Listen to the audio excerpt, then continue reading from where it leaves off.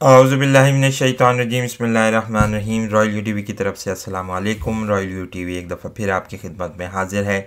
आज की वीडियो में हम मुत्तहदा अरब इमारात और इसराइल के दरमियान जो तारीख़ी अमन मुआहदा हुआ है उस पर बात करेंगे। क्या मुज़मिरात होंगे, क्या फ़वाइद होंगे, उस पर थोड़ी सी बातचीत की जाएगी। इसके अलावा तुर्की और फ़्रांस के दरमियान जो मशरक़ी बहरा रूम में तनाज़ा जन्म ले रहा है, जो एक जंग की सी कैफ़ियत है, उस पर बात करेंगे। इसके अलावा हम शाह नेमतुल्लाह वली रहमतुल्लाह अलैह के कसीदात और अशार की पेशनगोइयों के मुतालिक इस वीडियो के आखिर में बात करेंगे। जो लोग इन अशार को और इन कसीदात को सुनना चाहते हैं, इनकी पेशनगोइयों के मुतालिक जानकारी जानना चाहते हैं, उनसे गुजारिश है कि इस वीडियो को आखिर तक देखें।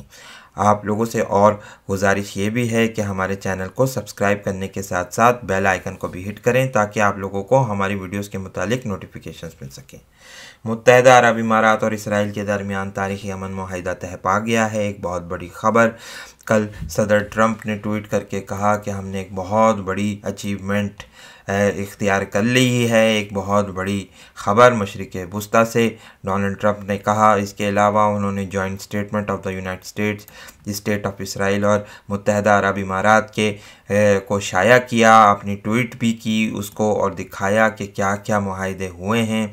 इन मुआहिदात में ये बात कही जा रही है कि सखाफ़त के तबादले होंगे, यानी एक्टर्स और एक्ट्रेसेस आपस में एक दूसरे के मुल्क जा सकेंगे। इसके अलावा सयाहत की बहुत सारी चीज़ें हैं। हम ये बात जानते हैं कि दुबई सयाहत का आलमी मरकज़ बन चुका है। इसके अलावा और दीगर दूसरे मुआहिदात इसमें शामिल हैं। हम ये बात जानते हैं कि इस मुआहदे पर दस्तखत इसराइल के वज़ीर आज़म बिन्यामीन नेतन्याहू और अबू ज़ुबैर के वली अहद शहज़ादा मोहम्मद बिन ज़ायद ने किए। मोहम्मद बिन ज़ायद यानी मुत्तहदा अरब इमारात का ये मौक़िफ़ है कि हमने चूँकि वेस्ट बैंक के एनेक्सेशन को यानी मगरबी किनारे के इंज़माम को मुलतवी करवा दिया है, इसलिए ये दरमियान तारीख़ी मुआहदा अमन मुआहदा डील पाया है। इसके अलावा जो बिन्यामीन नेतन्याहू ने थोड़ी ही देर बाद जो है इस बात की तरदीद की और कहा कि ऐसा कुछ नहीं हुआ है, यानी इसका मतलब यही है कि मुत्तहदा अरब इमारात झूठ बोल रहा है और इसका कोई इरादा नहीं है कि वो फ़लस्तीनियों के हकूक़ के लिए अब कोई बात करे। वो फ़लस्तीनियों के हकूक़ से दस्तबरदार हो गया है। इससे एक और बात भी ये बात समझ में आती है कि सऊदी अरब और इसराइल के दरमियान जो है वो भी कोई अमन मुआहिदा तय पा चुका है, लेकिन चूँकि सऊदी अरब की हैसियत इस्लामी ममालिक में बड़े बरादर की सी समझी जाती है, इसलिए वो इन मुआहिदे को अभी रिलीज़ नहीं करेगा, उसके लिए मुनासिब वक्त का इंतज़ार करेगा। जैसा कि हम पहले भी आपको बता चुके हैं कि मोहम्मद बिन सलमान जो हैं वो थोड़े ही अरसे पहले जब उन पर कातलाना हमला हुआ था तो इलाज के सिलसिले में इसराइल गए थे। वहाँ उनका इलाज हुआ था, क्योंकि कोई भी अरब मुल्क में उनको रखा जाना उनकी सेफ्टी के हवाले से बेहतर नहीं समझा जा रहा था। इसलिए हम इस बुनियाद पर यह बात कह सकते हैं कि सऊदी अरब और इसराइल के दरमियान भी एक अमन मुआहिदा है, एक खुफिया अमन मुआहिदा है। सऊदी अरब भी तस्लीम कर चुका है, अब वो मुनासिब मौके का इंतज़ार कर रहा है। अब देखते हैं कि जब मोहम्मद बिन सलमान को मुश्किलात पेश आएंगी तो वो इस मुआहिदे का ऐलान कर सकते हैं। जैसा कि हम ये बात जानते हैं कि इस वक्त थोड़ी ही दिनों के बाद जो है वो शायद मोहम्मद बिन सलमान को एक अमरीकी कोर्ट में पेश होना पड़े। अमरीकी कोर्ट ने उनके समन जारी कर दिए हैं, उनको ऑर्डर किया है कि वो कोर्ट में हाज़िर हों, क्योंकि साद अल जाबरी ने एक मुकदमा कर रखा है अमेरिका की अदालत में, और अब लगता यह है कि उन पर आहिस्ता आहिस्ता प्रेशर बढ़ता चला जाएगा और फिर शायद उनको कोई मुआहिदा इसराइल के साथ भी करना पड़े। देखते हैं कि क्या सूरत हाल हमें सामने आती है मशरिक़ वुस्ता में और सऊदी अरब के हवाले से। बहुत बड़ा मुआहिदा, इसकी हकीकतन अगर देखा जाए तो तुर्की ने बड़ी मज़म्मत करी है। इसके अलावा फ़लस्तीनी सदर महमूद अब्बास ने कहा है कि एक बहुत बड़ी गद्दारी हुई हमारे साथ, और अब ये लग रहा है कि अरब ममालिक आहिस्ता आहिस्ता जो हैं वो दस्तबरदारी इख्तियार कर रहे हैं फ़लस्तीन की हिमायत से। इसके अलावा हम ये बात भी जानते हैं कि तुर्की और ईरान ने भी इस माहिदे की मज़म्मत की है।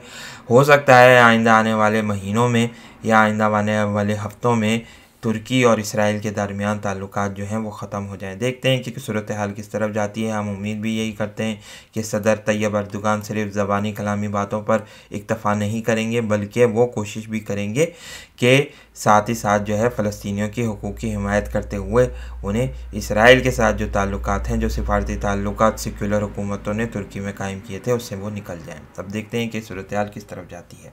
इसके अलावा हम ये बात भी देख रहे हैं कि इस वक्त मशरक़ी बहरा रूम में एक बड़ा तनाज़ा जन्म ले रहा है, जहाँ अर्दोगान ने ये बात कही है कि फ़्रांस के जहाज़ों को एक बड़ी कीमत चुकानी पड़ेगी अगर उन्होंने कोई भी तुर्की के जहाज़ों पर हमला करने की कोशिश करी। हम मशरक़ी बहरा रूम के हवाले से कुछ बताते चलें कि यहाँ तेल का बहुत बड़ा ज़ख़ीरा पाया जाता है। करीबन 1.4 बिलियन बैरल तेल यहाँ पर मौजूद है। इसके अलावा तकरीबन 4 ट्रिलियन क्यूबिक फ़ीट गैस भी मौजूद है, जो कहा यह जाता है कि इस वक्त सीरिया के कोस्ट पर पाई जाती है। यानी अगर हम इसको मैप में आप में थोड़ा सा बड़ा करके बताएं तो करीबन ये तुर्की का इलाका ऊपर का आता है और सीरिया की ये कोस्ट बनती है, जिसमें लताकिया के इलाके, जहाँ पर हम पहले भी बता चुके हैं कि इस वक्त जो है वो रूस आकर बैठ चुका है। इसके अलावा इस्कंदरून, अंताकिया के इलाके, ये पूरे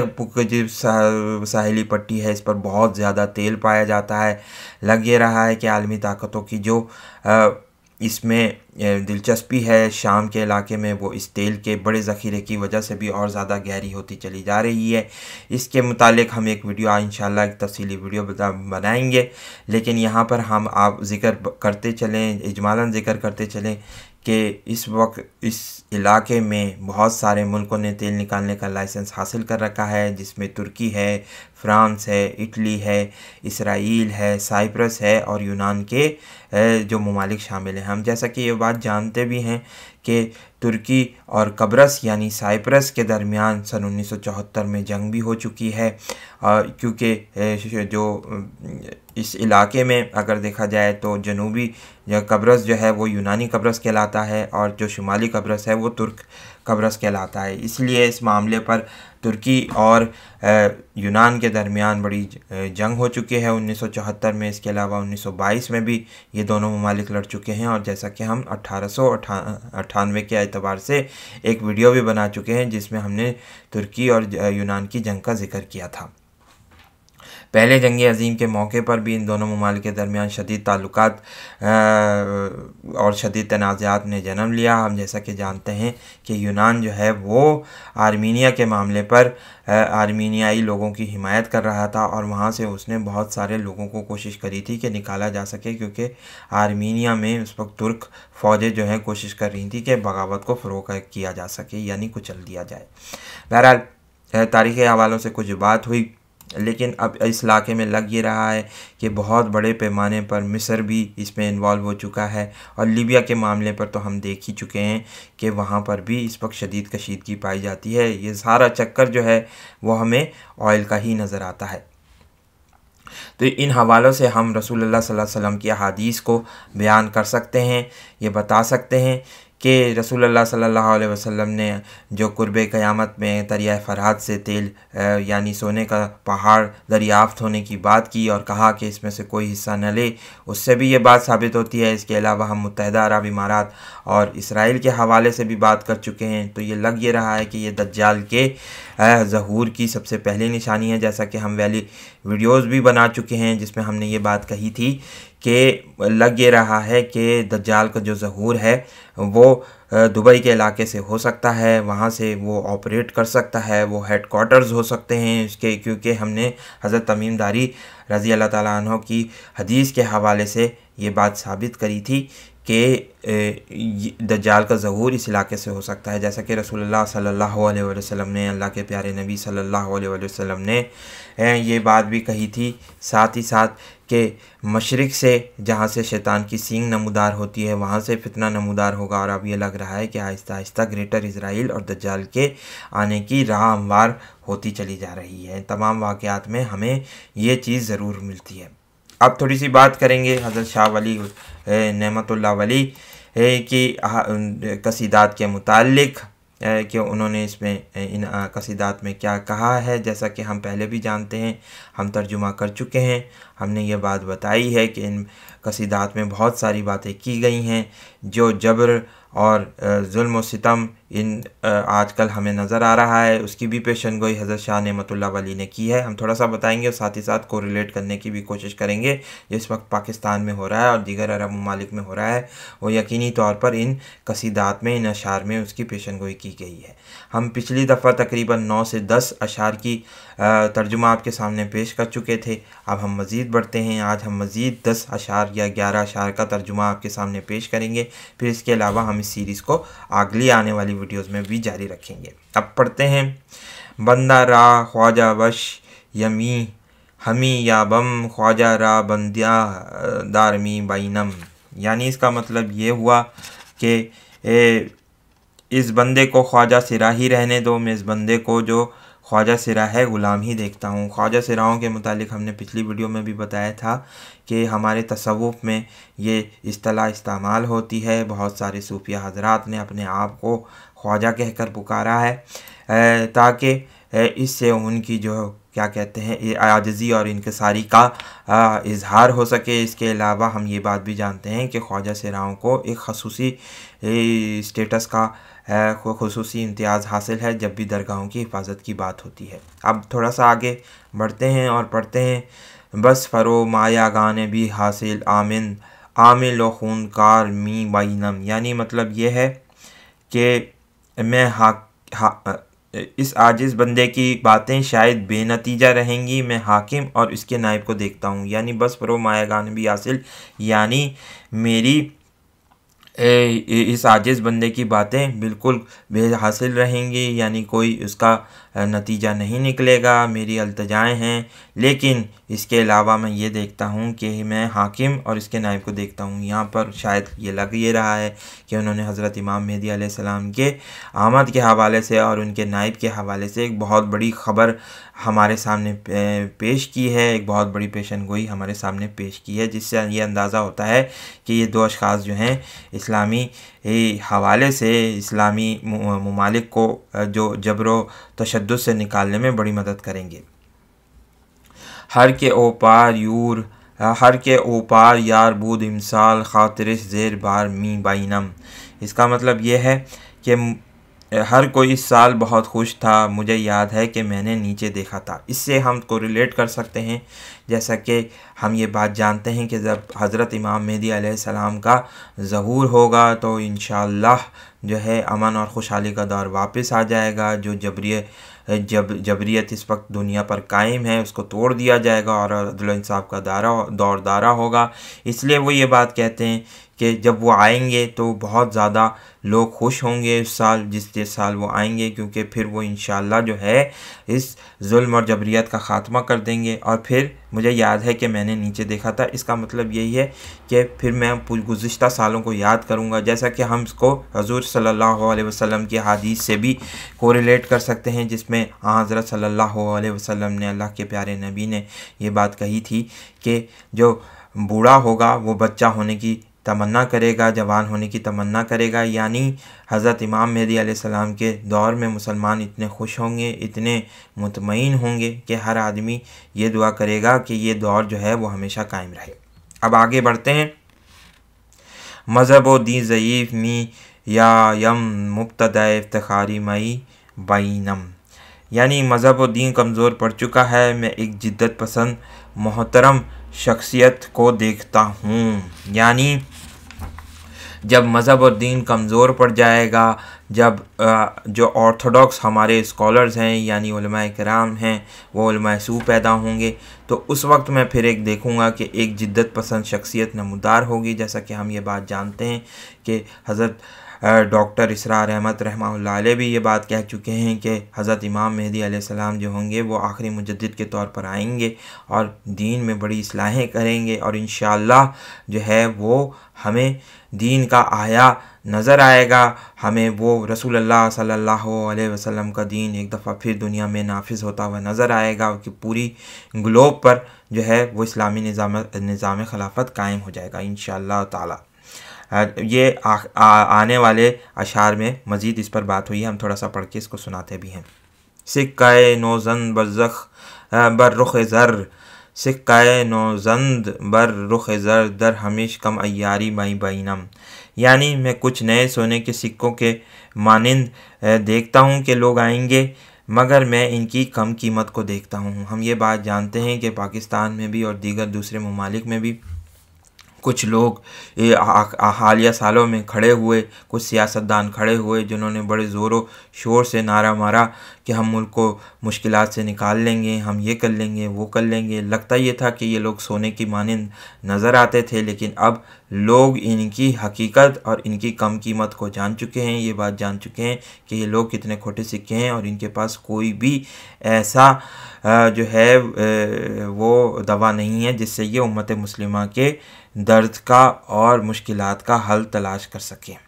अब आगे बढ़ते हैं। दोस्तान अज़ीज़, हर कौम में गुश्ताए गम ख्वार व ख्वारमी बैनम।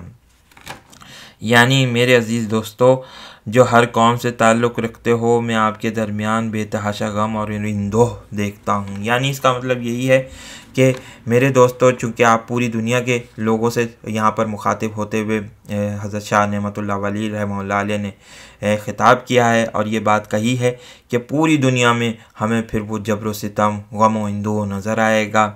और मैं ये जानता हूँ मेरे अज़ीज़ दोस्तों कि आप लोग जो हर कौम से ताल्लुक़ रखते हो, उनके दरमियान जो है आपको ये शदीद जुल्म व सितम होता हुआ नज़र आएगा। जैसा कि हम हालिया दिनों में भी नज़र आ रहा है हमें कि पाकिस्तान में आप देख सकते हैं कि बलोचों को शहीद किया जा रहा है, और पंजाब में आप ये देख सकते हैं कि मस्जिदों में रक़्स हो रहे हैं और लोग इसकी माफ़ी भी नहीं मांग रहे हैं। और इनके ख़िलाफ़ जो हमारी एक्ट्रेस हैं जिनका नाम मेरा ख़्याल है सबा कमर है, उनके ख़िलाफ़ मुकदमा भी जो है वो दर्ज नहीं हो रहा है, बल्कि इस सिलसिले में भी लियतुल आल से काम लिया जा रहा है। इसके अलावा शराब के लाइसेंस भी पंजाब में इशू किए जा रहे हैं।